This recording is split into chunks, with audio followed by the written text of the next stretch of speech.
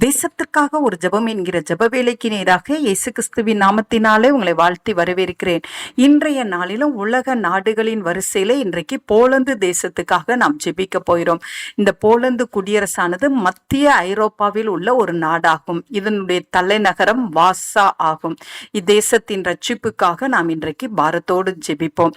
இத்தேசத்திலே சுமார் 3,90,00,000 அதிகமான மக்கள் தொகை கொண்ட இந்த தேசத்திலே 73% கிறிஸ்தவர்கள் இருக்கிறார்கள்.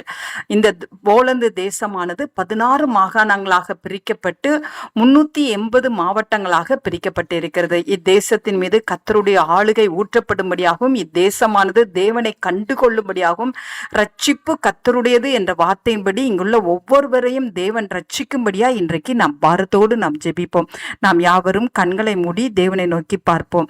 எங்களை நேசிக்கிறதான நல்ல தகப்பனே, இந்த நாளுக்காக ஸ்தோத்திரம் ஆண்டவரே. ரட்சிப்பு கர்த்தருடையது என்ற வார்த்தையின்படி ஆண்டவரே அப்பா, இந்த போலந்துல இருக்கிற 3,90,00,000 அதிகமான மக்கள் தொகை கொண்ட இந்த தேசத்திலே அப்பா கர்த்தருடைய கண்கள் பதிக்கப்பட்டு ஆண்டவரே இங்குள்ள ஒவ்வொரு மக்களும் ரட்சிப்படையத்தக்கதான கிருபையை கர்த்தர் அருளி செய்யும்படியாய் நாங்கள் ஜெபிக்கிறோம் ஆண்டவரே. அப்பா, இங்குள்ள திருச்சபைகளுக்காக நாங்கள் பாரத்தோடு நாங்கள் ஜெபிக்கிறோம் சுவாமி. உண்மையாய் ஆண்டவரே வசனமானது கலப்பில்லாமல் போதிக்கப்பட கர்த்தர் உதவி செய்யுங்க சுவாமி.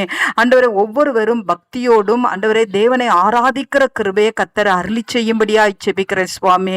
அப்பா உமக்கு ஸ்தோத்திரம். ஒவ்வொரு கிறிஸ்தவர்களும் ஆண்டவரே வேதத்தை வாசிக்கவும் ஜெபிக்கவும் ஆண்டவரே பரிசுத்தமாய் வாழவும் தங்களை அர்ப்பணிக்க கர்த்தர் உதவி செய்யும்படியாய் ஜெபிக்கிறேன் சுவாமி.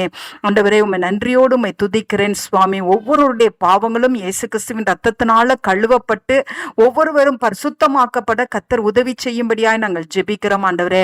விசேஷமாய் ஆண்டவரே உமக்கு ஸ்தோத்திரம். தேவனுடைய 2ஆம் வருகைக்கு ஆண்டவரே இந்த தேசம் ஆயத்தமுள்ள நாடா இருக்கட்டும். இத்தேசத்தின் மக்களுடைய ஒவ்வொருவருடைய நாமங்களும் ஜீவ புஸ்தகத்துல எழுதப்படட்டும் ஆண்டவரே.